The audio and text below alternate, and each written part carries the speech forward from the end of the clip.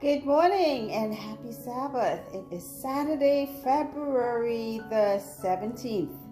And I hope you all had a great week.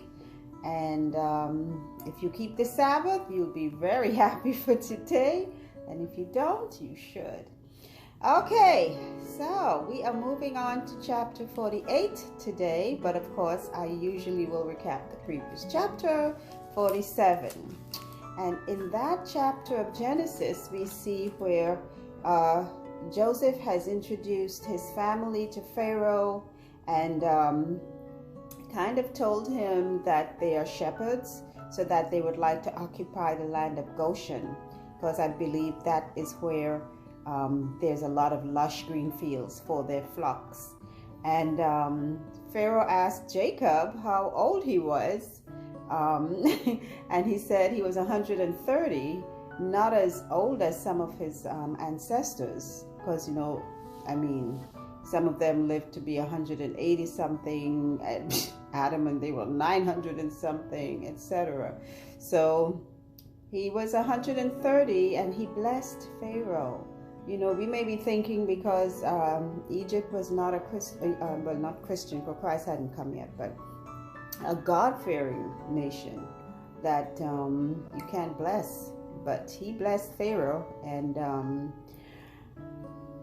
they all settled in to begin life in that part of Egypt called Goshen.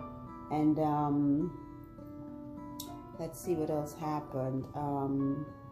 Jacob lived to be 147, and that means he spent 17 years in the land of Egypt. But before he died, he made Joseph promise to not bury him there in Egypt, so that they would have to take him back to Canaan or wherever else he had requested for them to bury him. So I think that's where we left off. There was still the famine. So what Joseph did, he was a very wise businessman, and I know that wisdom came from God. He first of all had the people pay for their rations when the famine was really sore and their rations fell through. They paid for it with money. And then when all the money was of no use to them, then they started giving their lands. And then when all the lands were taken up for Pharaoh, they then started lending themselves out as servants. Very wise. So in the end of the famine, Pharaoh would have gained a whole lot more than he had at the beginning. And that was the wisdom of God being exhibited through Joseph's advice to Pharaoh.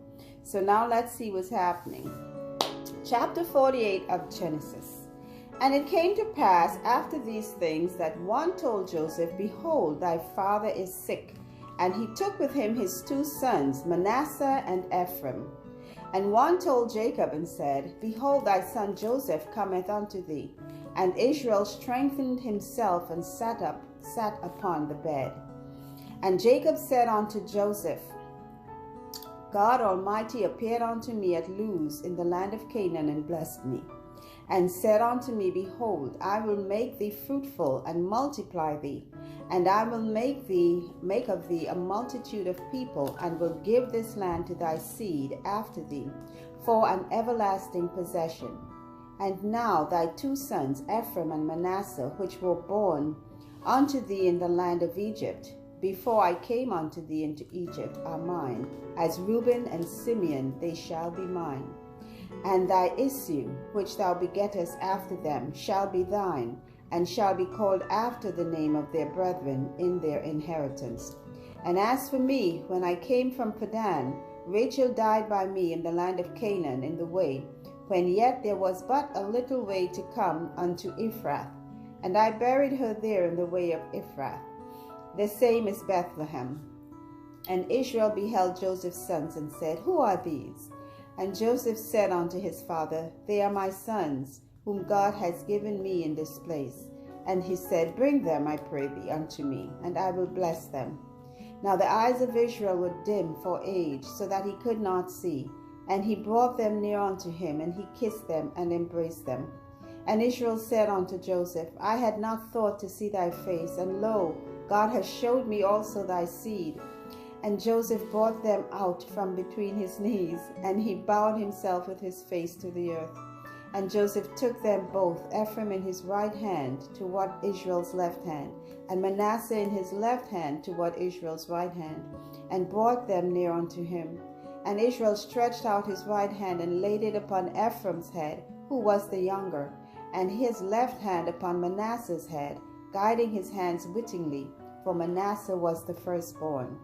And he blessed Joseph and said, God before whom my fathers Abraham and Isaac did walk, the God which fed me all my life long unto this day, the angel which redeemed me from all evil, bless the lads, and let my name be named on them, and the name of my fathers Abraham and Isaac, and let them grow into a multitude in the midst of the earth.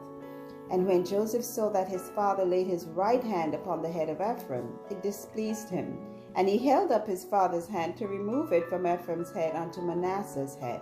And Joseph said unto his father, Not so, my father, for this is the firstborn. Put thy right hand upon his head.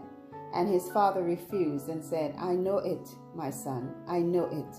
He also shall become a people, and he also shall be great.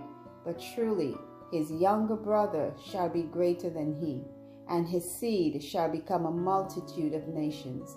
And he blessed them that day, saying, In thee shall Israel bless, saying, God make thee as Ephraim and as Manasseh.